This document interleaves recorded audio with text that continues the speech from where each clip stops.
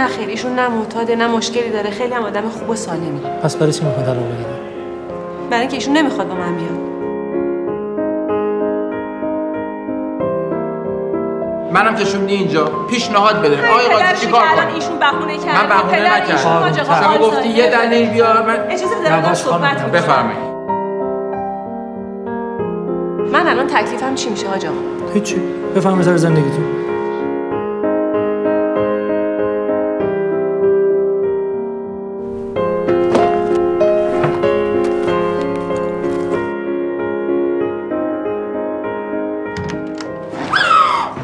چیه؟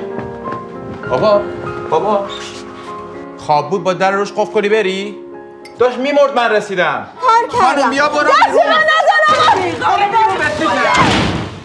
تو با این زنه امروز دعوا کردی؟ گفت زدیش تو. من زدمش. پس چه بردنش بیمارستان؟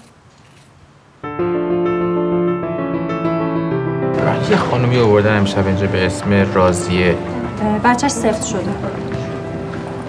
چی کارش کردی مگه؟ شفاف توضیح بده آقا. اتهامش الان قتل.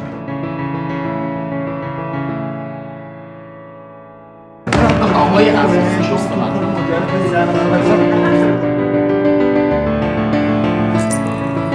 دروغ گفتی؟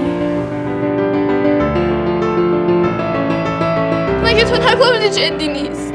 جدی شد.